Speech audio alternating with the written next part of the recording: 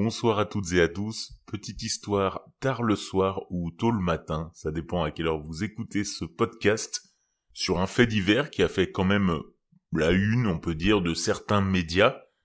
Vous allez facilement le retrouver si vous en avez entendu parler, sinon, laissez-moi le compter comme une histoire d'horreur. Nous sommes à Pâques, cette période où les enfants courent dans les jardins à la recherche de chocolat, en riant, insouciants, où les familles se retrouvent autour d'un bon repas, des friandises plein les mains.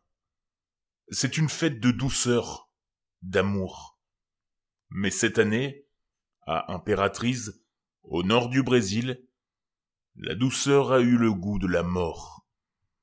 Mercredi matin, une boîte joliment décorée a été déposée devant la porte d'une maison de banlieue. Rien d'étrange, c'était Pâques, après tout. Sur le paquet, une carte manuscrite disait simplement « À Myriane, Lyra, avec amour. Joyeuse Pâques ». Myriane, 32 ans, n'a pas hésité une seconde. Elle a souri, touchée par cette attention. Un cadeau anonyme? Peut-être une surprise de son compagnon. Peu importe. Elle a ouvert le colis, a vu les œufs brillants d'un papier doré, et les a partagés avec ses deux enfants, Evelyne, 13 ans, et le petit Louis, 7 ans. Quelques minutes plus tard, Louis s'est effondré. Il s'est mis à convulser, ses lèvres devenues bleuâtres, sa peau trempée de sueur glaciale. Le chocolat, encore fondu sur ses doigts, laissait une odeur étrange. Sa mère a hurlé. Elle a appelé une ambulance. Mais il était trop tard. Louis est mort à l'aube du jeudi. Sa sœur, elle, lutte toujours, intubée, inconsciente. Myriane aussi est hospitalisée. Elle ne sait même pas encore que son fils est mort. Ou, alors, peut-être que son corps le sait déjà. La police a fait son travail d'enquête. Très vite, une piste s'est dessinée. Une silhouette sur une caméra de vidéosurveillance. Une femme, perruque noire, lunettes de soleil.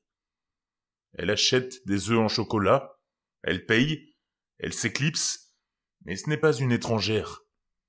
C'est Jordelia Pereira Barbosa, 35 ans, l'ex-compagne du nouveau petit ami de Myriane. Jordelia n'a pas digéré la rupture. Elle disait parfois que, si elle ne pouvait pas être heureuse, alors personne ne le serait. Elle travaillait dans un supermarché, et elle connaissait les produits, les dates, les habitudes. Elle avait même déjà tenté une première fois de glisser des bonbons périmés à sa rivale. Mais cette fois-ci, elle n'a pas échoué. Dans la chambre d'hôtel où elle séjournait, les enquêteurs ont retrouvé des perruques, des reçus, des ciseaux, un couteau et une poudre suspecte. À son domicile, plus de preuves encore. Confrontée, Jordelia a tout nié, puis a avoué avoir acheté les chocolats, mais pas le poison. Toujours ce mais derrière lequel se cachent les monstres. Aujourd'hui, les analyses toxicologiques sont en cours.